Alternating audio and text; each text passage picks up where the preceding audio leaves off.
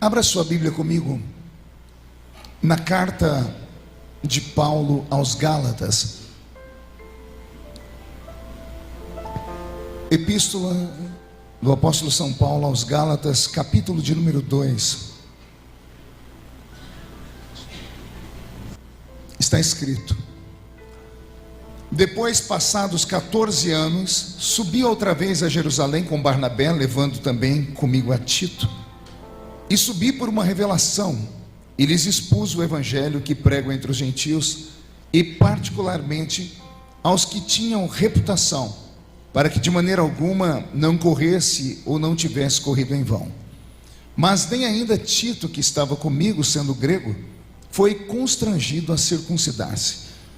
E isto por causa dos falsos irmãos que se intrometeram e secretamente entraram a espiar a nossa liberdade que temos em Cristo Jesus, para nos porem em servidão, aos quais nem ainda por uma hora cedemos com sujeição, para que a verdade do evangelho permanecesse entre vós. E quanto àqueles que pareciam ser alguma coisa, quais tenham sido no outro tempo, não se me dá. Deus não aceita a aparência do homem. Esses, digo, que pareciam ser alguma coisa, nada me comunicaram. Antes, pelo contrário, quando viram que o evangelho da incircuncisão me estava confiado, como a Pedro o da circuncisão, porque aquele que operou eficazmente em Pedro para o apostolado da circuncisão, esse operou também em mim com eficácia para os gentios, conhecendo Tiago, Cefas e João, que eram considerados como as colunas, e a graça que me havia sido dada, deram-nos a destra, em comunhão comigo e com Barnabé, para que nós fôssemos aos gentios e eles a circuncisão, recomendando-nos somente que nos lembrássemos dos pobres, o que também procurei fazer com diligência. Amém, igreja? Feche a Bíblia, coloque no banco, na cadeira, pegue na mão da pessoa mais perfumada do seu lado. Eu tentei bonito, não deu certo. Perfumado deve ter alguém aí ainda, né? Isso, agora aperte a mão desta pessoa com carinho, até ela falar aleluia. Pentecostal que não faz barulho.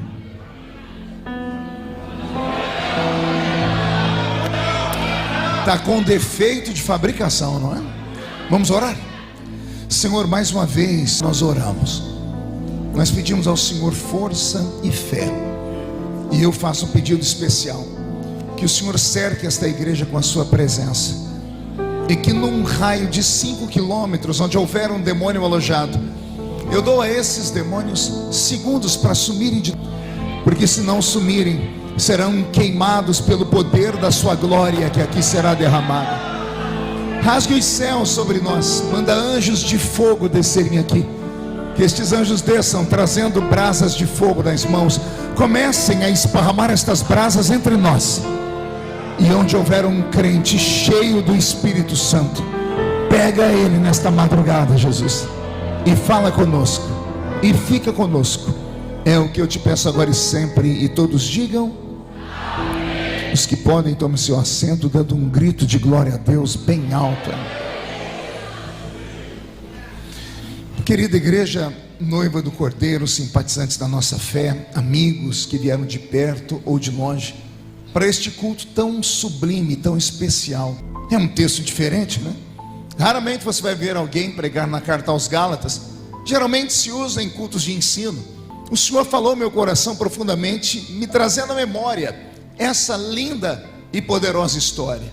A história envolve o apóstolo São Paulo, mestre das letras, um homem fora da curva, o 13º apóstolo, um homem que não estava catalogado na lista dos homens, um elemento surpresa de Deus levantado num tempo totalmente diferente.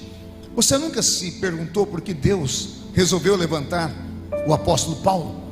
Se Jesus já tinha estado na terra, já tinha montado o seu colégio apostólico, tinha segregado do meio de milhares 12 homens e os transformou em apóstolos, e os transformou em mestres da palavra, tendo dado a eles todos os poderes, incluindo o batismo com o Espírito Santo, agora retornando ao céu, cuidando do universo, deixou na igreja 12 apóstolos. E no texto que eu li, vocês viram que o próprio Paulo, falando sobre os três principais, que eram os pilares da construção da fé apostólica. Por que o Senhor resolveu, naquele dia, entrar naquele caminho, lá na estrada de Damasco, a estrada que leva à cidade mais antiga que existe e permanece no mundo até os dias de hoje, e lá se encontrar com um homem que na época era desfigurado de alma, uma besta fera desenfreada, um assassino sanguinário? E detalhe, tudo isso por causa da sua fé, porque era um homem extremamente religioso e que usava a sua religião como escudo para vomitar em cima das pessoas os ódios que a vida tinha lhe dado. O apóstolo São Paulo é esse homem estranho que Deus levanta de maneira estranha, e ele se torna o grande líder. Nós não teríamos a igreja como temos hoje se não tivéssemos o apóstolo São Paulo. O apóstolo São Paulo purificou o cristianismo. Antes de Paulo, o cristianismo era um cristianismo judaico ou um judaísmo cristão. É o apóstolo São Paulo que vai, com a sua erudição, ou seja, o seu conhecimento e a sua sensibilidade por revelação, que vai purificando o caminho da igreja e transforma a igreja como nós a conhecemos hoje. O que tinha Jesus em mente quando levantou aquele nanico? Digo nanico com propriedade, porque eu estudei a vida dele, eu sou um estudioso da vida de Paulo, e cada dia que eu estudo e me aprofundo, eu fico mais apaixonado. Imagine um homem que tinha 1,5 m de altura, uma cabeça desse tamanho, calvo por natureza, e há quem diga que ele era caolho e manco de uma perna. E você ainda acha que você é feio, né? Olha só quem é que Jesus vai levantar para virar o mundo do avesso. Um homem de 1,5 m de altura, calvo por natureza, e a sua calvície é parte dos seus traumas, porque sendo ele um grande religioso, um grande fariseu, todo fariseu tinha no coração de fazer o voto do nazireado. O narizeu, ele tinha esse negócio no coração dele de ser alguém escolhido por Deus, mas ele não tinha a habilidade e nem a aparência, porque todo nazireu não podia passar a navalha no cabelo, mas ele nem cabelo tinha para passar a navalha. Era um homem pequenino, que vem de uma família aristocrática em Israel, uma família de sangue azul, um homem estudado, num tempo onde as pessoas mal sabiam ler e escrever. Ele era um doutor da lei. Muitas pessoas pensam que ele era um sacerdote. Não podia ser. Ele não era da tribo de Levi, ele era da tribo de Benjamim. Então, quando a Bíblia diz que ele era doutor da lei, a Bíblia está dizendo isso em ipsis literis, ou seja, ele era um advogado numa época difícil em que os judeus mal sabiam ler e escrever. Então, ele era de uma família estruturada, era rico, era um menino estudado. Quando ele diz assim, eu falo mais línguas do que todos vós, tem alguns crentes que já entram no mistério. Eita, que Paulo era igual a gente. Ele falava em línguas estranhas, celestes, sim, mas o que ele está falando aqui não é isso. Ele está dizendo, eu sou poliglota, eu me comunico em vários idiomas. Então olha só quem é que Jesus vai levantar para ser o 13º apóstolo. Um homem estudado, um homem que era advogado, um homem que vinha de uma família aristocrática, que mais tarde vai se revelar como um homem de dupla cidadania, um homem que era judeu, mas também tinha cidadania romana. Quando ele revelou isso, quem conhece a Bíblia sabe como foi. Ele estava discutindo com uma autoridade, e quando ele disse que era cidadão romano, a autoridade disse assim, mas calma aí, eu tive que pagar com muito dinheiro para ter a cidadania, e como você tem? E ele diz, pois é, eu sou de natureza. Então ele vinha de uma família estruturada, um religioso acima da média. Tão religioso era que ele estava disposto a matar no nome da fé dele, e ele fez isso. Ele apavorou a igreja de Cristo no seu tempo.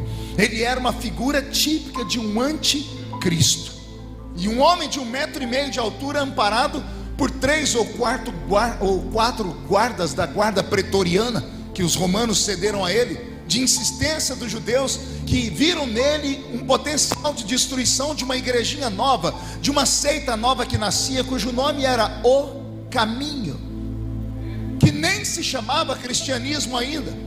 Meia dúzia de gatos pingados esparramados por aí, e era ele, com a sua fúria, essa besta fera desenfreada, com sangue nos olhos, que começou a ir por cidades pequenas até chegar em Jerusalém. E ali, numa igreja já fundada pelo apóstolo São Pedro, com mais de 8.000 membros. Quantos membros eu disse? Já tinha reparado nisso ou não? Pedro fundou uma igreja com 2 cultos. E em 2 cultos ele já tinha 8.000 membros. E não eram pessoas que eram simpatizantes da fé, eram pessoas convertidas de verdade, pessoas que conheceram através da pregação de Pedro a presença de Jesus de Nazaré. É esse homem que no seu tempo, cercado por esses soldadinhos de chumbo, meteu medo na igreja. E detalhe, foi fechando igreja após igreja, em cidades após cidades. Diz a história que ele só conseguiu cometer os seus crimes cruéis na primeira cidade que ele esteve. Ali ele matou pessoas, ali ele fechou a igreja, e os sobreviventes se esparramaram e começaram a ir pelas aldeias anunciando: está vindo aí uma besta fera, um anticristo. Então quando ele chegava na cidade da frente, já não tinha mais igreja, as pessoas estavam fugindo. Ele conseguiu assustar uma igreja com 8.000 membros, que tinha um pastor que sabia usar a espada, não muito bem, arrancou a orelha de um soldado quando tentou arrancar a cabeça, que era o pastor Pedro. Mesmo o pastor Pedro, com a sua coragem, ninguém teve coragem de enfrentar esse nanico, esse homem de 1,5 metro de altura. Foi por isso que no caminho de Damasco, Jesus quebrou uma regra. Jesus já estava sentado no céu, à direita de Deus Pai. Quem estava comandando a terra era o Espírito Santo. Quem conhece a Bíblia sabe que Deus Pai, Deus Filho e Deus Espírito Santo repartiram trabalho. De Gênesis até Malaquias, foi Deus Pai quem cuidou desse planeta. As primeiras 5 dispensações bíblicas, inocência, consciência, governo humano, era patriarcal e lei. Saímos do livro de Malaquias, entramos no livro de Mateus, entramos numa nova era. E quem é que fica na terra? Deus Filho. Deus Filho fica conosco 33 anos e meio. Jesus morre, ressuscita, por 40 dias aparece a cerca de 500 testemunhas e retorna para o céu. 10 dias depois, o Espírito Santo desce sobre a terra. As figuras da Trindade nunca se intrometeram nos seus trabalhos, mas aqui em Atos capítulo 9 acontece algo diferente. Jesus, que já estava sentado no seu trono, que havia enviado o Espírito Santo para a terra, e quem convence o homem do pecado, da justiça e do juízo é o Espírito Santo. De repente Jesus quebra uma regra, ele sai do trono e ele vai para o caminho de Damasco. E no caminho de Damasco ele faz a sua glória explodir diante daquele nanico. A glória foi tão intensa que os olhos de Saulo se derreteram, as órbitas dos olhos dele se derreteram, ele ficou cego instantaneamente. Os soldados que estavam com ele saíram correndo de medo, porque eles não viram a glória, mas sentiram que a glória de Deus estava ali. O único que viu a glória por alguns milésimos de segundo e teve os seus olhos derretidos foi o apóstolo Paulo, que até então era só um Saulo. E é ele que vai cair de joelhos agora e vai encarar aquela glória. Lendo a história eu começo a dar risadas. Ele poderia ter corrido com as pessoas que estavam ali, mas ele não fez isso. Ele simplesmente se curvou diante de Deus. Veja a sabedoria desse nanico. Ele conhecia o Deus do Velho Testamento.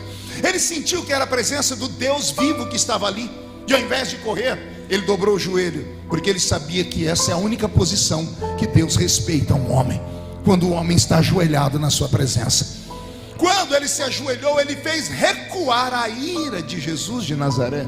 Ou você acha que Jesus foi ali mesmo só para deixar ele cego? Aquela glória que explodiu nos olhos de Saulo foi a mesma glória que saiu de dentro da arca e matou Uzá. A mesma glória que é incompatível com a carcaça humana. Foi ali, naquele caminho de Damasco, que Jesus se mostrou a ele. E ao invés de continuar o seu feito, que no meu entendimento Jesus foi ali para matar esse homem. Por quê, pastor? Por que tanta raiva? Porque esse homem estava tocando na noiva dele. E Jesus olhou do céu e viu que não tinha ninguém para defender a noiva dele aqui. Nem Pedro, nem João, nem Tiago, nem os 8.000 membros da igreja de Jerusalém. Ninguém teve coragem de defender a igreja. Então Jesus se movimentou no céu e deve ter dito assim: Pai, o Senhor me desculpa, mas eu vou ter que quebrar essa lei, vou ter que descer lá embaixo, porque o Espírito Santo não é um espírito de guerra. Estão tocando na minha noiva. E se não tem macho para defender a minha noiva, eu defendo a minha noiva. Jesus foi ali para colocar um ponto final na vida daquele nanico. Só que aquele nanico caiu de joelhos. E quando ele caiu de joelhos, a graça que o meu Cristo tem fez com que a sua glória recuasse para ver o que ele estava falando. E Jesus leu a mente dele. Essa glória que explodiu agora fez com que Jesus recuasse, olhasse para os olhos daquele rapaz que já não tinha mais olhos, que tinham derretido, olhando para a mente dele e vendo o coração dele quase saindo pela boca. E o Senhor vendo, o que eu faço com ele agora? Ele caiu de joelhos. E ali naquele momento, Jesus tem uma ideia brilhante. Ele transforma um assassino de crentes no maior garoto propaganda do Evangelho. Ele pega o opositor, um anticristo, e transforma ele numa bomba atômica do Espírito Santo na terra. Ele pega um homem de 1,5 metro de altura e transforma ele num gigante, e dá para esse homem o que ele não havia dado a nenhum dos outros apóstolos. Então o Senhor libera para ele sua palavra: duro será para ti recalcitrar, ou seja, dar coices contra os meus aguilhões colocados nos pés, para o homem não caminhar. O Senhor estava dizendo: eu estou te prendendo agora, porque a partir de agora a sua vida será minha. A morte vai fugir de você, porque a morte para você é muito pouco. Você tocou na minha noiva, então a morte não vai te tocar enquanto eu não determinar. Você vai ver quão preciso será sofrer pelo meu amor e pelo meu nome. Ali nasce o maior homem do Novo Testamento, tirando Jesus. Ao ficar cego, alguém toma ele pela mão e leva ele até a casa de um tal Simão, o curtidor, ali na beira-praia. Ele entra dentro do quarto e começa um jejum. E ele jejua por 3 dias. 3 dias sem comer e sem beber. Durante este jejum, o céu se movimentou. O Senhor olhou para a igreja de Jerusalém, viu os pastores, o pastor presidente, o vice-presidente, e o Senhor disse: não vou revelar isso a eles. O Senhor foi na casa de um profeta desconhecido, chamado Ananias.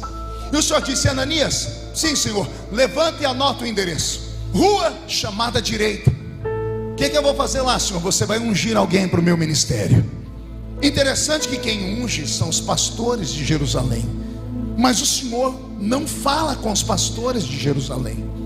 O Senhor vai fazer um homem nascer para o ministério fora do útero, porque o útero é a igreja de Jerusalém. O parto normal para o nascimento de um obreiro é a igreja de Jerusalém. Mas o Senhor vai fazer esse homem nascer agora pelas trompas. Ele vai nascer para um ministério sem o apoio de homem nenhum. O Senhor usa Ananias. Ananias está pronto, está disposto. Imagina ele pegando o chifre de azeite para ungir, pegando lá uma bolsa, que é a bolsa de todo pastor, que todo mundo carrega, com seus afazeres. Ele põe a mão na porta e diz: Senhor, estou indo. O Senhor me deu o endereço, o Senhor só não me deu o nome da pessoa que eu vou ungir. Aí o céu se abre, o Senhor diz: anota aí, Saulo de Tarso. No original, Saul de Tarshite. Quando Ananias escuta esse nome, eu imagino ele tremendo todo, ele parando, abrindo a porta, olhando para ver se ninguém escutou aquela heresia. Ele fecha a porta, põe um chifre de azeite aqui, põe a carteirinha de pastor ali, põe a bolsa ali e diz: Senhor, calma aí, vamos conversar. Pois não, Ananias, o que você quer falar? Esse aí não é aquele, é aquele. Senhor, o assassino, o assassino. O perseguidor, o perseguidor. O anticristo, o anticristo. Mas Senhor, esse homem não presta.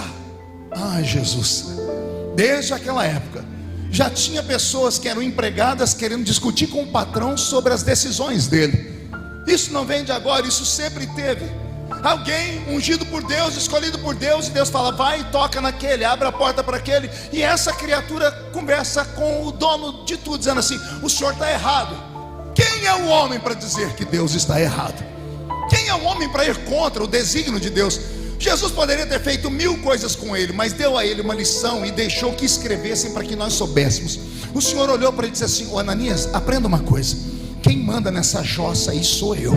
Você é só um empregado, o patrão sou eu, a igreja é minha, o ministério é meu, os dons são meus. Então, se é tudo meu, eu levanto quem eu quero, eu dou a quem eu quero, e eu faço na vida de quem eu quero, e você não tem que se intrometer nisso. Ananias, para você esse homem não vale nada, mas para mim ele é um vaso escolhido. Aí o vaso escolhido pelo Senhor é ungido. É ungido, enquanto ele recebe o azeite sobre a sua cabeça, os seus olhos se abrem, e instantaneamente esse Saul de Tarshite, que agora passa a ser chamado de Paulo, ele sai para fora da casa de Ananias, e ali perto da praia começa a pregar um evangelho. E ele começa a anunciar esse Cristo, o Cristo que ele se encontrou com ele lá no caminho de Damasco. Ele começa a dar os seus conhecimentos, e como ele era um fariseu que conhecia muito as letras e era um advogado, ele começa a pregar com tanta erudição e com tanta eloquência que as pessoas começam a parar para ouvi-lo. A notícia chega lá em Jerusalém de que está acontecendo um movimento. ali perto da casa de Simão, o curtidor. Pedro e João vão lá assistir o culto e se apavoram. Pergunte por quê? Só falo se todo mundo perguntar. Porque eles veem um homem que ninguém dava nada por ele. Agora olham para esse homem falando com tanta eloquência, e eles prestam atenção na pregação do homem, e aí eles se apavoram mais ainda. Pergunte por quê? Porque eles escutam e veem que aquele homem tem tudo o que eles têm, só que eles não têm o que ele tem. O que é que ele tem que eles tinham, pastor? Ele tem a unção para pregar. Só que ele tem o que eles não têm, que é a cultura bíblica. Paulo juntou a unção e o conhecimento. Paulo pegou a graça e o saber e juntou os dois. Quem é que segura um homem que tem unção de Deus e sabedoria? Porque os primeiros que Jesus chamou, com exceção de Mateus, que era cobrador de impostos, portanto era letrado, tirando o Iscariotes, que é Judas, que vem da terra de Caríades, a terra dos homens que queriam libertação, que estudavam história, o restante eram pessoas analfabetas e letrados. Leia Atos capítulo 4, verso 13, você vai ver chamado aí Pedro e João de homens iletrados. Como podem esses homens iletrados, incautos, falarem com tanta ousadia? Jesus só tinha chamado analfabetos para o seu reino, pessoas simplórias e pobres. Agora ele chama um homem rico e inteligente e enche esse homem do Espírito Santo. Quem é que pode com esse homem? Pedro e João, quando viram aquilo, se apavoraram e disseram: se ele continuar desse jeito, daqui a pouco ninguém quer escutar mais a gente. Por quê? Porque ele tem tudo que nós temos e nós não temos a metade do que ele tem. Ele tem a unção e tem o conhecimento. Nós só temos a unção. O conhecimento que nós temos é que nós caminhamos com Jesus. Ele não caminhou com Jesus, mas recita os textos do Velho Testamento inteiro. Esse homem é um perigo para o reino. E sabe o que fazem com ele? Abraçam Paulo e dizem assim para ele: irmão Paulo, é muito bom ver o senhor convertido, mas o senhor nesse momento pode trazer um prejuízo à igreja, porque o senhor veio com cartas de autorização de judeus e romanos para matar a igreja, e agora o senhor se converteu nesta igreja. Quando a notícia chegar lá em Roma de que aquele que eles enviaram se converteu, eles vão mandar tropas, vão mandar legiões de soldados, e nós não vamos suportar. Então o senhor vai ter que obedecer a gente. E como novo convertido, ele obedeceu. E qual foi a ordem dada a ele? O senhor vai voltar para sua casa e vai se esconder lá, e nós iremos buscá-lo quando a poeira abaixar, quando esquecerem que isso aqui aconteceu. Nós como igreja vamos ficar mais em silêncio, para não dar a entender que nós estamos crescendo. E o senhor fará a sua parte, ficará calado lá na sua cidade, lá em Tarsis ou Tarshite. E ele, como novo convertido, obedece e vai para a cidade, volta para a sua terra, mas não consegue ficar em silêncio. Ele entra no meio da sua família de pessoas ricas e começa a falar do amor de Cristo, e o resultado é que ele é deserdado. Um homem rico, um advogado, um poliglota, agora não tem nem onde morar. E aí ele aprende uma profissão para não morrer de fome. Ele aprende a costurar. Olha só, um homem das letras, um homem que discute com reis, agora tem que aprender a mexer com agulha de tricô para poder sobreviver. É por isso que mais tarde ele vai dizer: nada me separa do amor de Cristo, nem a altura, ou seja, os diplomas, nem a profundidade, ou seja, costurar. Nada me separa do amor de Cristo Jesus, meu Salvador. Ele fica dentro da sua cidade esperando a poeira abaixar. Mas eu pergunto aos irmãos que aqui estão: quanto tempo leva para uma calúnia, para um escândalo, para um problema que acontece e ele se generaliza, ser esquecido? Quanto tempo você conseguiria ficar aguardando uma promessa que alguém lhe fez se cumprir? 1 ano? 6 meses? 2 anos? Pois respire fundo. O texto que eu li na carta aos Gálatas, no capítulo 2, é um desabafo. É Paulo dizendo: há 14 anos atrás, ele está dizendo: eu fiquei 14 anos abandonado por vocês, 14 anos esquecido na minha cidade, 14 anos apodrecendo, 14 anos sem ninguém me visitar para ler um texto comigo, 14 anos sem ninguém me dar a ceia do Senhor, 14 anos sem eu ter alguém para orar ao meu lado, 14 anos sem ter uma igreja para congregar, 14 anos abandonado por todos vocês. Foi esse período que Paulo passou sozinho. E é nesse período também que Deus faz as coisas maiores na vida dele. Porque como os crentes que deveriam ensiná-lo e discipulá-lo não tiveram paciência, porque tiveram ciúmes dele, não quiseram fazer, o próprio professor eterno desceu até ele e disse: eu serei o teu professor. Por que é que você acha que tudo que Paulo escreve ele diz? Porque eu recebi do Senhor o que também vos ensinei. Por que ele cita isso, eu recebi do Senhor? É a maneira dele alfinetar os outros apóstolos, dizendo: era para vocês me darem, mas vocês não me deram. Como vocês não me deram, eu recebi do Senhor. Tudo que ele tinha, a teologia que Paulo recebeu, não vinha de homens. Ninguém sentou com ele para explicar o que era o Pentecoste. Por isso que o Pentecoste é limitado para Pedro e João. É Paulo quem vai sistematizar a fé pentecostal no capítulo 12 da primeira carta aos Coríntios, falando sobre todos os dons espirituais. Como foi que Paulo descobriu os 9 dons do Espírito Santo? Como foi que Paulo começou a pregar? Como foi que Paulo ensinou o ritual da Santa Ceia? Ele ensina: eu recebi do Senhor o que também vos ensinei. Ou seja, os homens não ensinaram, os homens não queriam, mas Deus o queria. Você não entendeu, vou falar de novo. Os homens não quiseram, os que tinham poder de ajudá-lo não ajudaram, mas ele estava na visão de Deus. Quando Deus quer fazer, não tem ninguém que faça ele recuar. O que o senhor quer dizer, pastor? Você que me explica o que é que Deus está falando aqui. Talvez pela cidade ser pequena, talvez por ser uma cidade talvez insignificante aos olhos de muitas pessoas, mesmo tendo uma igreja tão bonita, tão preparada. Quantas pessoas já ignoraram esse pequeno lugar? Quantas pessoas nasceram aqui como obreiros, não tiveram oportunidades? Ou pior, quantos tiveram a vocação, mas não foram reconhecidos, e por isso morreram na fé, ou se esfriaram na fé, ou deixaram de lado a sua chamada. Aí vem Deus.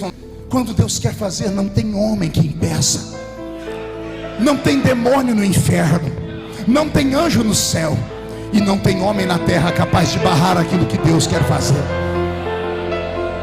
Se os homens não entenderam você, o Senhor me trouxe aqui para te dizer: eu te entendo. E o Senhor me manda te dar uma palavra: não desista da sua chamada, não desista dos desejos que estão no seu coração. Qual era mesmo? Era o desejo de ir para a África? Por que não pode ser? Por que não pode ser um missionário? Porque essa cidade não pode te mandar para a Rússia. Como assim? Pastor, mas olha as circunstâncias. O meu Deus não olha as circunstâncias, o meu Deus olha o desejo do coração de alguém. O que faz Deus se movimentar é o desejo do seu coração. Enquanto eu estou pregando aqui, alguns estão muito cansados e estão dormindo, mas tem outros que estão com os olhos estatalados. Tem uns que estão abrindo a boca de sono, mas eu ouço alguns falando em línguas estranhas. Tem alguns que estão querendo dormir e tem outros com a mão levantada adorando ao nome do Senhor. É assim que Deus trata. Deus fala com quem quer ouvi-lo. Deus só se revela àquele que acredita que ele se revela. Não adianta entrar dentro dessa igreja, vir para essa vigília apenas curioso para ver o velho pregador, para ver se eu ainda sou crente. Amigo, a embalagem muda, mas o conteúdo ainda é o mesmo, tá bom? Não importa se você veio aqui só para ser um espião de alguém, para ver se como. Não interessa. O que interessa é o que Deus está dizendo. Eu tenho elementos surpresa esparramados. Ele diz: aqui é um elemento surpresa, filho. É um lugar escondido. E os maiores avivamentos não vêm de capitais. Os maiores avivamentos nascem em rincões como esse aqui. Pode apostar no que eu estou dizendo. Eu estou com meu corpo arrepiado agora, até a nuca arrepiou. O Espírito Santo está soprando no meu ouvido, dizendo assim: incentiva, Marco, incentiva, incendeia, desperta o meu povo. Fala para o meu povo que quem comanda ainda sou eu, que quem tem o poder ainda sou eu, que quem levanta sou eu, que quem abate sou eu, que quem faz ainda sou eu.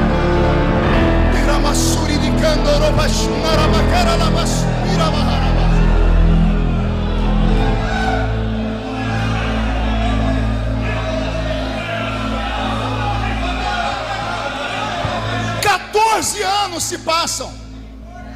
A angústia e a mágoa transformou Paulo num homem duro, num homem de coração pesado, num homem de palavras duras, num homem impaciente.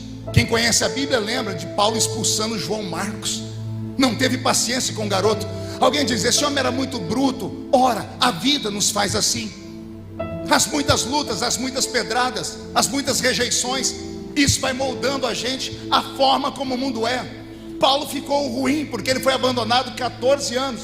Mas a tradição diz que um belo dia ele estava lá na sua tenda costurando, sem olhar para ninguém, sentado entre as suas pernas como eremita, e entra uma pessoa e o chama de irmão Paulo.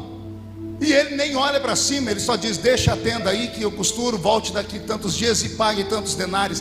Era acostumado, era assim que ele tratava as pessoas. Mas a pessoa que entrou disse: não, eu não vim fazer uma tenda, eu vim em nome do Senhor. A tradição diz que Paulo ergue a cabeça e diz: quem é você? Diz: meu nome é Barnabé. Quem é você? Sou presbítero da igreja de Jerusalém. E o que você quer aqui? Estarmos em vigília de oração. E o Senhor tomou um profeta e disse: apartai para mim Barnabé e Paulo para a obra que eu os tenho chamado. Irmão, Paulo foi um problema. Por que Barnabé? Porque Barnabé todo mundo conhecia. Eu sou um presbítero, sou empresário, trabalho no ramo de madeiras, todo mundo me conhecia. Mas quando falaram Paulo, alguém que tem um nome grego, ninguém conhecia Paulo. Mas como o Senhor falou, deve existir esse Paulo. E fomos de boca em boca e chegamos nos crentes mais antigos. E os crentes mais antigos contaram uma história: que um dia, lá na casa do Simão Curtidor, apareceu um nanico, mas o nome dele não era Paulo, era Saulo. Mas dizem que Deus fez isso e isso. Dizem que apareceu uma glória no meio do caminho. Dizem que o Senhor o curou. E alguém disse que o nome dele foi trocado para Paulo. E então eu cheguei até a cidade de Tarsis, bati de porta em porta, ninguém conhecia o tal do Paulo, só conhecia o tal do Saulo. E eu cheguei até o Senhor, e eu vim aqui dizer que é chegada a hora do seu ministério acontecer. Mas a decisão é sua: vamos ou não vamos? A tradição diz que Paulo não falou mais nenhuma palavra. Ele desmontou a sua tenda, foi quebrando tudo. Lá do lado de fora estava a caminhonete dele, um dromedário, um camelo, que todo baixinho gosta de carro alto. E Barnabé estava lá com o carrinho dele, um jumentinho. Paulo amarrou o que tinha em cima do seu dromedário, sentou e gritou: irmão Barnabé, vamos embora. Faz 14 anos que eu estou esperando. 14 anos no óleo. Já curti bastante.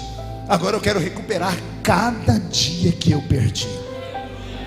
Barnabé e Paulo vão para uma cidadezinha pequena chamada Antioquia. Diga comigo: Antioquia. Uma cidade que tinha uma igreja desprezada. A igreja era desprezada porque era pequena e porque as pessoas eram pobres. E mais agravante, os irmãos de Antioquia tinham a cor da pele acirrada, acima do caucasiano, então sofriam preconceito. Era um lugar que se matava pastores. Era um lugar que todo mundo que ia não suportava, porque a igreja não conseguia levantar o sustento do pastor, e os pastores morriam de fome lá. Como foi que a igreja de Jerusalém resolveu esse problema? Chegaram os conselheiros do apóstolo Pedro, que era o presidente, e disse: olha, temos um problema. O quê? O irmão Barnabé já está há muito tempo conosco, é um presbítero antigo. Ele tem um sonho de pastorear, mas o dízimo dele sustenta a gente aqui. E o que a gente faz com ele? Pedro, para não perder, nós temos que dar um jeito. Tem que ter uma igreja para ele pastorear. Mas não tem nenhuma. Tem uma, Pedro. Qual? Antioquia. E o que tem em Antioquia? Nada. Mas o irmão Barnabé não precisa de dinheiro de lá, porque a família dele é rica, sustenta ele. Ele só quer realizar o sonho dele e pastorear. Mas ele não é pregador. Não importa, vamos fazer isso, que a gente une o útil ao agradável. Aí naquela madrugada Jesus tomou um profeta e falou que era para Barnabé ir, mas não era para ir sozinho, era para ir Paulo junto. E aí Deus dá essa revelação, e Barnabé agora está com Paulo. E chegam os dois na cidade de Antioquia. Barnabé está realizado, ele não precisa de dinheiro, ele só quer um público para pregar. Ele é o pastor da igreja, e Paulo é o co-pastor. Barnabé entende tudo de homilia de igreja. Ele começa o culto, canta os 3 hinos da harpa, lê o texto, faz a oração, a apresentação dos visitantes, e na hora da pregação ele dizia: irmão Paulo, prega para nós. Barnabé era dirigente de culto, Paulo era pregador. Imagine 14 anos esperando. Imagina o primeiro culto que ele pregou. Ele arrancou tatu da toca, sabiá do toco. Ele fez um nó na cabeça dos crentes. A meia dúzia de crentes, gato pingados que tinham ali, saíram daquele culto assim, ó. Como assim mandaram para nós um pregador tão bom? E quando a notícia é boa, quando o pregador é bom, o crente que veio no culto sozinho, no outro culto ele traz outra pessoa. No segundo culto a igreja está um pouquinho mais cheia, Barnabé fica feliz, começa a notar, segundo culto da igreja, a igreja está mais cheia, faz todo, Paulo prega, e Paulo prega com mais desenvoltura. Depois do terceiro, quarto culto, já não tem mais onde sentar as pessoas. E Paulo vai tomando liberdade. A tradição diz que na liberdade ele começou a usar os dons. E num culto ele começou a orar, e Jesus batizou com o Espírito Santo uma renca de crentes. E esses crentes batizados com o Espírito Santo trouxeram mais crentes no outro culto. Teve um culto que a unção foi tão grande que os crentes começaram a levantar e orando em línguas. A tradição diz que Paulo parou no culto e olhou para um irmão e disse: irmão, você que levantou orando em línguas, você sabe o que o Senhor falou? Barnabé aqui atrás olhando e disse: ei, pai, nunca vi isso, o que está acontecendo? E Paulo dizendo: você não sabe, né, irmão, mas eu sei. E Paulo interpretou a língua do irmão. Ao interpretar a língua do irmão, Barnabé aqui atrás disse: irmão Paulo, o que é isso? Ele disse: isso é o dom de interpretação de línguas. Como o senhor recebeu isso? Eu recebi do Senhor. Barnabé anotando tudo, dizendo assim: isso aconteceu em Atos dos Apóstolos, no capítulo 2, quando no dia de Pentecostes os crentes falaram em línguas. Ele diz: estamos no caminho certo. Antioquia está ficando igual Jerusalém. Depois da interpretação de línguas, os sinais começam a atrair as pessoas. E agora já não cabe mais pessoas lá dentro. O culto é tomado por pessoas lá fora. E Paulo, usado em profecias, começa a ser usado pelo dom da ciência, o dom da palavra do conhecimento. Começa a revelar as pessoas. E Barnabé começa a se apavorar, dizendo assim: irmão Paulo, como assim o senhor revelou o nome daquela pessoa? O senhor fez isso aqui? E isso não tem na igreja de Jerusalém. Aí Barnabé diz: não tem lá, mas tem em Antioquia. Por que tem aqui? Porque eu recebi do Senhor. Eu não recebi de homens. Isso tem nome: palavra do conhecimento. E Barnabé vai anotando. Outro culto, a igreja tomada por sinais, a cidade é abalada. Paulo resolve orar pelos enfermos. E ele chama as pessoas à frente e põe a mão, e as pessoas são curadas. Barnabé fica espantado e anota: em Jerusalém acontece isso também, porque o Senhor Jesus disse: porão a mão sobre os enfermos e os curarão. Quando a notícia das curas esparrama em Antioquia, as cidades vizinhas começam a se convergir para lá, e já não tem mais lugar para colocar os doentes. Muitos doentes querem ser curados, e um culto só Paulo não dá conta. Aí Paulo tem uma brilhante ideia. Pergunte qual? Ele tira um lenço do corpo. Empreste o seu lenço, por favor. Ele tira um lenço do corpo.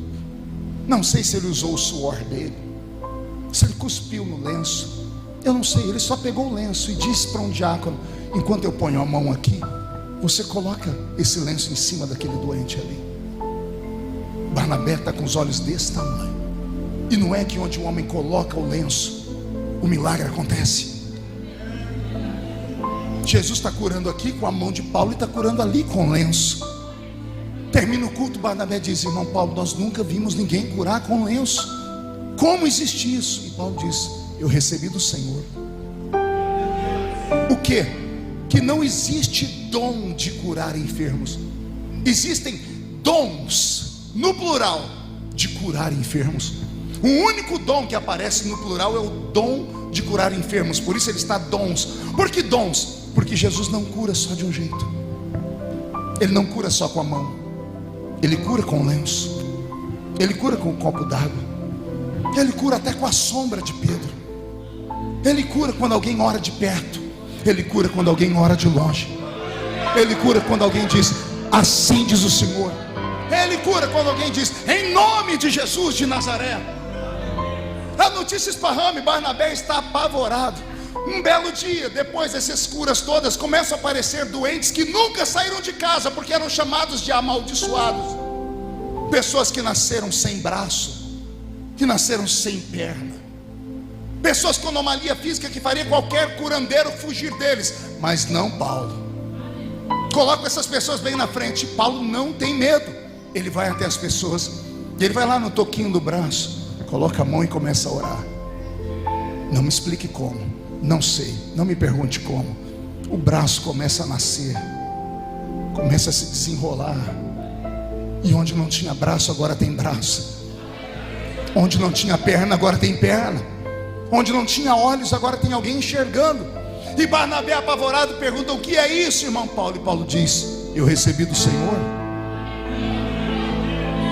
Isso já não é dom de curar, Barnabé. Isso é o dom de operação de maravilhas. Os mais novos que aqui estão, talvez estão me ouvindo, estão dizendo: que história bonitinha. Mas os mais velhos que estão aqui sabem do que eu estou pregando. Nossa igreja Assembleia de Deus não cresceu porque tínhamos homens ricos e importantes. Nossa igreja se esparramou pelo Brasil e pelo mundo por causa da unção e dos sinais que os nossos pais tinham. Se você acha que eu estou falando demais, ontem eu comecei a citar na igreja, não recitei o texto. O livro de Daniel Berg e Gunnar Wingre, Diário de um Pioneiro. Gunnar Wingre estava dizendo que ele estava pregando em Belém do Pará no início da igreja, e Deus mostrou para ele um homem no meio da igreja, e ele não tinha como ir até o homem. Então ele estendeu a mão para o homem, para orar, e o homem levitou e flutuou no ar. Todos os membros da igreja viram aquilo. Você não entendeu o que eu disse, entendeu? O fundador da nossa igreja estava orando, um sueco. Ele estendeu a mão para um irmão lá em Belém do Pará, e o irmão saiu do banco e flutuou no ar. A igreja toda viu. A CPAD, nossa editora, não edita heresias. O livro agora foi modificado. Onde estava escrito antigamente: e o homem flutuou, mudaram, colocaram: e ele foi levantado bem alto do chão. Porque a palavra flutuou, ela é muito mística, e alguém poderia se escandalizar com isso. A nossa fé não é uma fé normal. A nossa fé é uma fé no sobrenatural. Você pode até estar na igreja há muitos anos, há dezenas de anos, e ter se acomodado e se conformado. Mas haviam pessoas aqui dentro que nunca se conformaram. Haviam pais na fé que sempre disseram: Senhor, se o Senhor é o mesmo Deus da Bíblia, volta a operar com sinais, prodígios e maravilhas. Vou profetizar. O Senhor vai despertar alguns de vocês. Crentes aqui serão visitados com sonhos proféticos. Locais de oração serão ativados, e o Senhor vai transformar essa pequenina cidade numa aurora, não apenas para vocês, mas para o estado do Paraná inteiro. Porque a aurora é o nascer de um novo dia. E talvez essa mensagem vai custar caro para quem está pregando ou para quem está ouvindo, não me importa. Eu já não falo mais o que as pessoas querem ouvir, eu prego aquilo que as pessoas precisam ouvir. Eu estou cansado de andar pelo Brasil, dentro das nossas igrejas, e eu cansei de pregar para defuntos. Estou cansado de pregar para zumbis, homens e mulheres que não deveriam ser membros da nossa igreja, deveriam ser figurantes daquela série chamada The Walking Dead, mortos que caminham. Porque a fé onde eu cresci, lá no meio do mato, era uma fé que me dava a autoridade para acreditar no sobrenatural. As pessoas sempre perguntam: pastor, por que o senhor está firme e nada abala a sua fé? Mas o senhor disse: vai ficar. Eu falei: por quê? Porque eu quero fazer uma obra. Oportunidades não se perdem. Então, por favor, abram seu coração, porque vai acontecer um movimento de avivamento aqui nesse lugar. Mas esse movimento de avivamento que Deus quer dar, ele vai custar caro. Vocês vão ter que enfrentar costumes, vão ter que enfrentar pessoas que acham que são donas de todo o conhecimento bíblico do mundo, que vão começar a sentar e dizer assim: isso não está na Bíblia, isso não é assim, isso não é assado. E eu estou aqui como defensor da fé pentecostal para perguntar: quem é o homem para dizer que conhece tudo sobre Deus? Vou repetir: quem é o homem para dizer isso é e aquilo não é de Deus? A não ser que tenha o dom de discernir espíritos, aí eu recuo. Se houver alguém que tem o dom de discernir espíritos, tudo bem, eu paro. Mas se você não tem o dom de discernir espíritos, não fique com os seus achismos. Não fique você dizendo que isso ou aquilo. Não, por favor, se você não entende, fecha os olhos e aceita. Não atrapalhe o que Deus quer fazer. Não atrapalhe aquilo que Deus está começando a fazer, porque esse lugarzinho aqui ainda vai dar o que falar. Você pode não acreditar, quando o carro entrou por ali, eu via caravanas chegando aqui, ônibus, carros, pessoas vindo de todos os lados. Eu falei: senhor, para quê? O senhor disse: a notícia vai esparramar.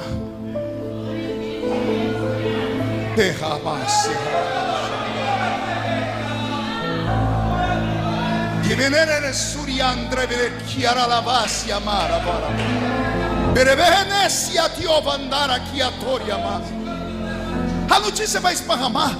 As pessoas vão vir aqui saber o que é que está acontecendo e vão querer beber dessa fonte. E quando perguntarem o que é que aconteceu aqui, só diga: o Senhor fez e ainda faz. Alguém acredita nessas maluquices de pregador pentecostal? Então, por favor, reage. Isso mostra ao Senhor que você está feliz em receber esta palavra, está pelo menos sendo incendiado por essa esperança. Pastor, o que é que tudo isso tem a ver com tudo isso? Você sabe que tem a ver. Vocês receberam um pastor. Vai acontecer algo extraordinário aqui. Me mandem mensagens pela internet depois, me marquem nas mídias sociais e só me contem o que Deus começou a fazer aqui nessa noite. E quando falarem, mas aqui não acontece, você vai dizer, mas em Antioquia acontece. Por quê? Porque vocês receberam do Senhor o que Deus extraordinariamente tem para fazer entre vocês. Eu vou caminhando. Quando eu vejo o Pentecoste pleno, eu não vejo Deus dando Pentecoste pleno para homens simplórios como Pedro e João. Embora tenham sido usados por Deus, eles não mergulharam no rio do conhecimento divino. Já o meu advogado da Bíblia, Paulo, ele era mestre nas coisas sobrenaturais. Era um erudito. Quando era preciso, ele discutia com os epicureus, ele recitava os estoicos. Ele foi para a Grécia, ele assustou os gregos. Um dia, alguém da cidade de Corinto foi querer elogiá-lo, dizendo: quando você esteve conosco, a sua sabedoria nos moveu. Ele puxou a orelha da pessoa e disse: não, quando eu fui ter convosco aí na Grécia, nada do que eu vos falei foi em sublimidade de palavras de sabedoria humana. Quando eu fui ter convosco, eu levei para vocês o Espírito, a demonstração e a revelação do poder de Deus. O que fez Paulo se tornar a criatura que se tornou era o conhecimento e a graça. E por onde ele passou, o inferno fechou as portas. A Grécia fechou as portas para os seus próprios deuses.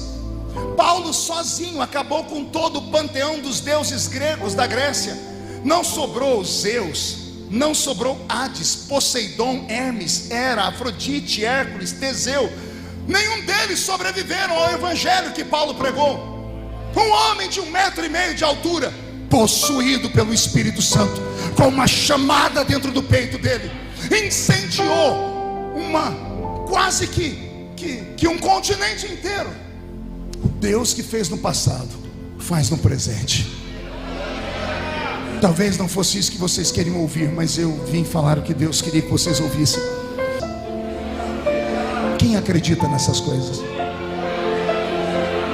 Então olhe para alguém do seu lado e diga: você acredita de verdade? Diga: então me ajuda. Eu faço a minha parte, você faz a sua. Não olhe as circunstâncias mais. Não olhe de onde você veio, nem para onde você vai. Só esteja no centro da vontade de Deus. Porque o centro da vontade de Deus é o lugar mais seguro do mundo. Depois que Antioquia explodiu em crescimento, a igreja de Antioquia foi sabatinada em Jerusalém, porque a notícia esparramou que o evangelho lá naquele lugar e os sinais eram incríveis demais. E todo mundo lá em Jerusalém queria saber o que estava acontecendo. Então convocaram o pastor de Antioquia. E o pastor de Antioquia, Barnabé. E lá vai Barnabé para uma comissão para ser sabatinado pelo conselho de ética da sua denominação. E quando começam a perguntar para ele: como assim o braço nasce? Como assim a perna? Como assim tem interpretação? Como assim tem profecia? Como assim? E ele se perde. Ele é obrigado a dizer: olha gente, na verdade eu sou só o dirigente. Quem sabe todas as explicações está aqui fora comigo. Ele é meu obreiro lá. Ele não faz parte aqui do nosso grupo, mas foi o Senhor que mandou ele comigo através de profecia. O nome dele é Paulo. Posso chamar ele? Chamaram Paulo. Pedro quis conhecer esse Paulo. Pedro se esqueceu dele 14 anos atrás. Agora está de frente Pedro e Paulo, dois titãs do evangelho, dois mestres da palavra, dois homens apaixonados por Jesus, cada um à sua forma, um erudito e um iletrado, analfabeto. Um conheceu Jesus de caminhar com ele, o outro ficou cego por causa de Jesus. Os dois estão tete a tete. E sabe o que é interessante? É ver como é que começa o diálogo deles. O diálogo deles começa com Pedro perguntando assim: quem te ungiu a apóstolo?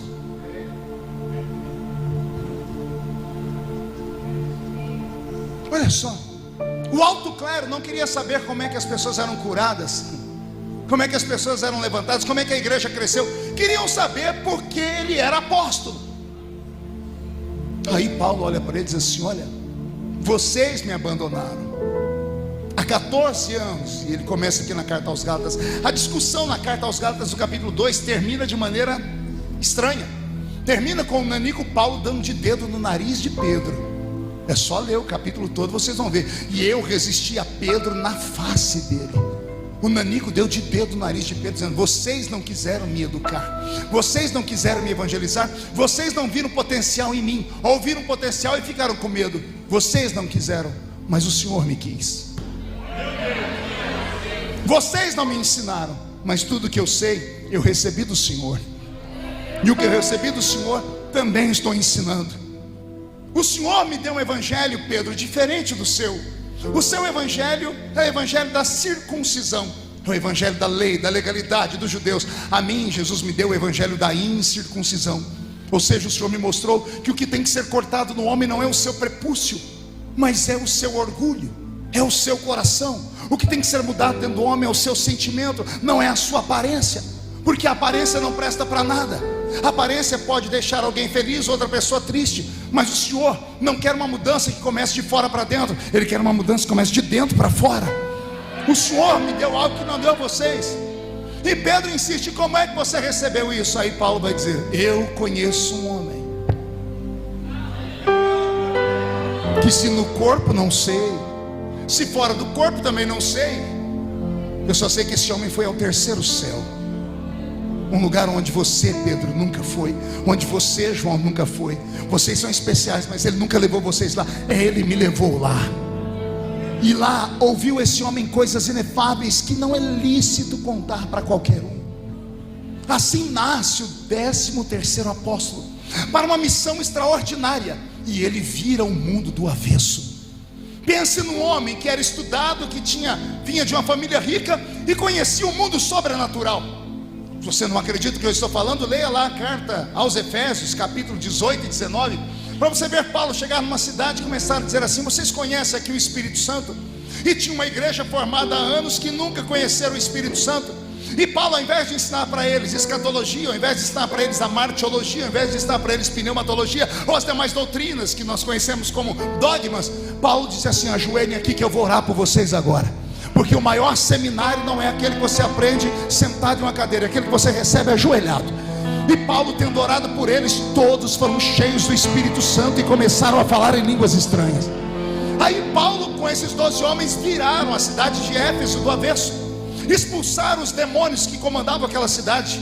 A rainha dos céus, uma idolatria que tinha dentro daquele lugar, que tinha um templo de 800 portas, uma das 7 maravilhas do mundo antigo, simplesmente desaparece da história, porque Paulo entrou dentro daquele lugar. Leia lá e você vai ver que os feiticeiros começaram a invocar, tocar tambores, e os espíritos não desciam mais. Tiveram que levar para o meio da rua obra de feitiçaria, livros, fórmulas de encantamento, para serem queimadas aos pés de Paulo, porque onde o nanico chegava, Zé Pilintra, Exu Caveira, Tranca-Rua, Preto Velho, obra de feitiçaria pesada, feita na encruzilhada, feita na cachoeira, vindo de outro continente, não interessa, ninguém suportava a unção que estava naquele homem. Eu vou repetir: se Deus usou Paulo para virar um continente, Ele vai usar a sua vida, pastor, auxiliado por outros homens e mulheres que ainda acreditam nisso que eu estou pregando, e acreditam que a Assembleia de Deus não é só uma igreja, é a igreja do avivamento. É a igreja que competirá com o inferno nessa reta final e vai vencer, porque se o diabo tem os seus feiticeiros, a Assembleia de Deus tem os seus profetas. Se o diabo tem os seus encantadores de serpente, a Assembleia de Deus tem aqueles que têm autoridade sobre toda a obra do diabo. Eu profetizo que aqui nesse reduto, nesse lugar tão pequenino e tão singelo, bonito, mas que poucas pessoas dão atenção para ele, o Senhor disse: eis aqui um remanescente. Vou falar de novo: eis aqui um remanescente. Um remanescente de homens e mulheres que ainda acreditam que Jesus fala, que Jesus faz e que Jesus ainda fará aquilo que os olhos ainda não viram, aquilo que os ouvidos ainda não ouviram, aquilo que não subiu ao coração dos homens, é o que Deus tem reservado para esta cidade. E se agora você acredita de verdade, mais uma vez, reage para acordar a cidade toda.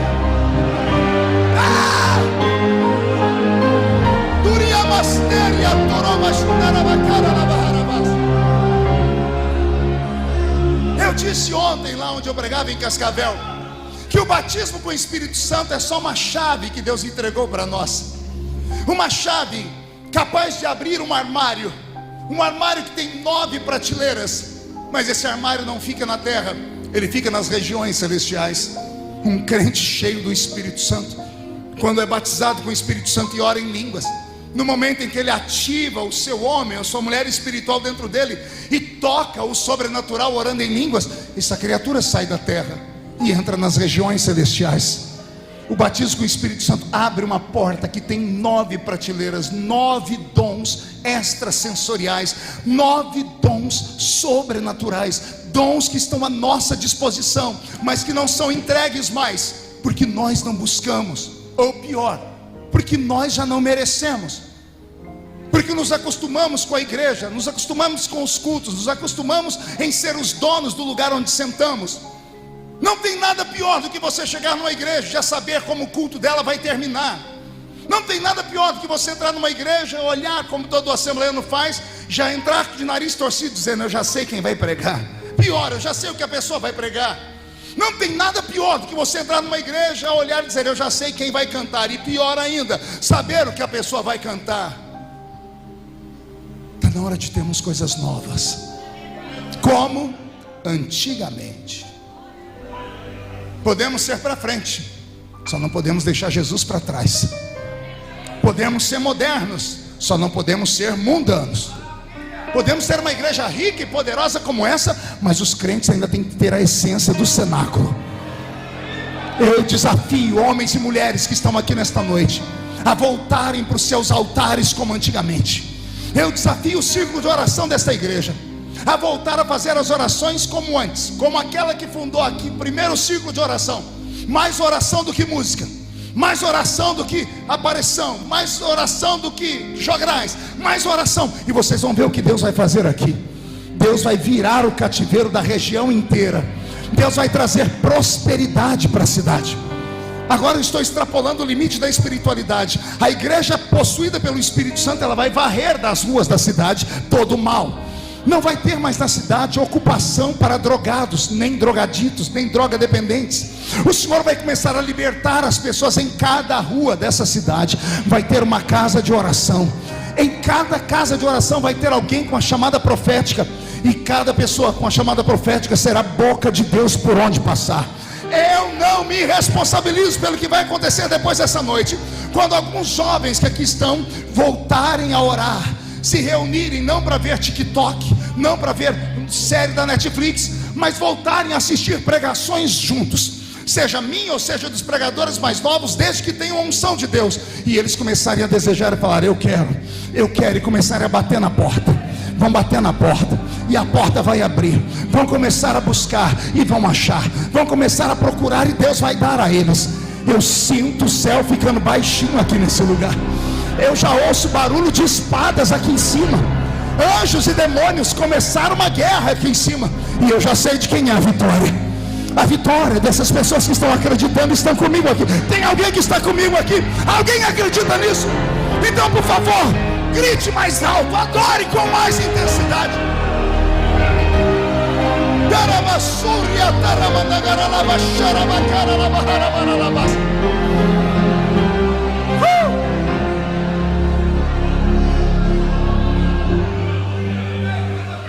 O que Deus fez na cidade de Antioquia mudou o tempo e o espaço. Um lugar esquecido, um lugar desprezado e ignorado, se torna num lugar abençoado, frutífero e producente. Eu sinto o cheiro de um avivamento chegando. Eu sinto o cheiro de algo extraordinário. É como se Deus se levantasse do trono e começasse a se mover, dando ordem aos anjos: desçam para lá, vão para aquela rua, para aquele bairro, vão para aquela igreja, fiquem na porta, assim vou tomar conta da cidade. O Senhor Deus vai fazer coisas que muitos aqui dentro vão duvidar. Mas toda promessa vem acompanhada com um teste, com um tempo de teste. E o teste do Senhor será esse: eu posso dar, desde que me busquem. Desde que me busquem com todo o seu coração. Desde que façam renúncias. Desde que renunciem os seus pecados de estimação. Desde que renunciem tudo aquilo que não presta e ainda está na minha casa, diz o Senhor, para que o meu espírito possa vir e pousar. Mas meu espírito só pousa em lugares que estão limpos e perfumados. Se vocês atingirem esse nível, daqui a algum tempo, se o pastor tiver coragem de me trazer de volta aqui, eu vou sentar com ele 1 hora antes, só para ouvir os testemunhos. Porque o Deus de Paulo achou graça em vocês. Você acredita nessas coisas de novo? Então incline a sua cabeça por um momento. Senhor, eu te agradeço pela oportunidade de fazer parte deste novo tempo. Eu te agradeço por ter me trazido aqui. Eu te agradeço por cada palavra que o Senhor colocou nos meus lábios. E eu te agradeço por essas pessoas que estão chorando agora. Foi muito tempo de gemido, foi muito tempo de desejo, e o Senhor começa agora a cumprir as suas promessas. Eu só te faço um pedido, Senhor: selecione essas pessoas e blinde elas. Se for possível, torna todas elas invisíveis aos olhos do mal. E quando eu falo mal, não falo só do mal do inferno, mas falo de irmãos que estão entre nós, que nunca tiveram experiências e vão querer apagar e sufocar o que o Senhor vai fazer.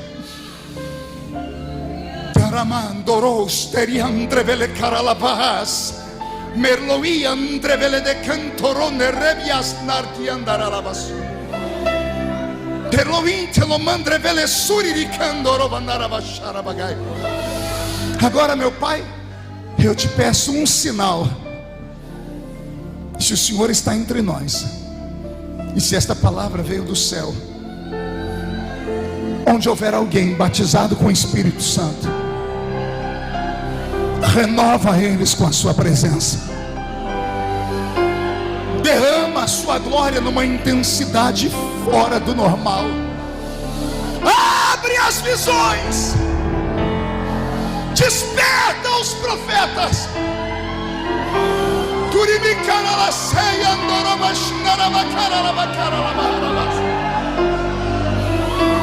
Oh, aleluia!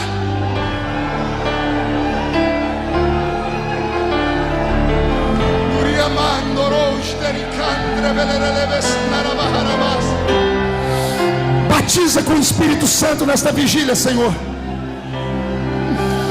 Batiza com o Espírito Santo nessa vigília. Cumpre a promessa na vida desse moço, dessa moça, desse irmão, dessa irmã. Visita o altar, meu Pai, mas visita a galeria também.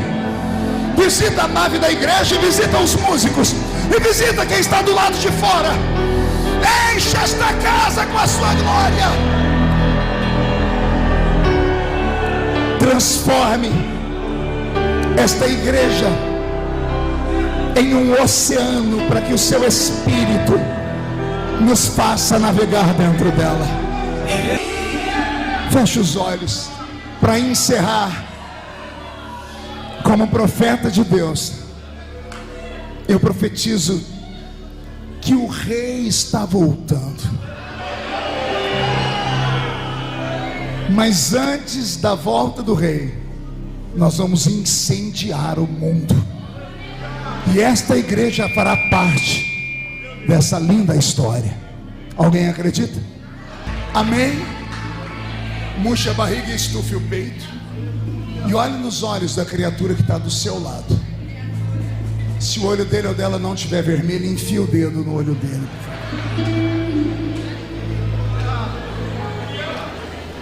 Diga para ela: Deus não esqueceu o que Ele prometeu.